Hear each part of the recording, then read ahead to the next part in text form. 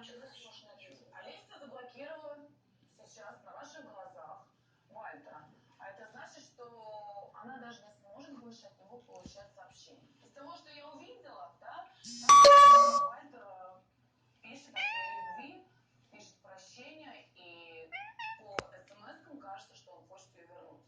Олеся пишет, что нет, и нет назад. Я очень надеюсь, что с этого момента начнется новая жизнь, новой Олеси, которая не будет на ровном месте говорить «я врала, вру и буду врать», которая все-таки осознает какие-то свои ошибки, да, и вновь станет той девочкой улыбчивой, позитивной, доброй, какой ты пришла на проект. Мы переходим к следующей теме. Это Влада и Стас. Очень интересная пара, ребят. Точнее, неинтересная, я так сказала. Вот я заметила, что ровно до появления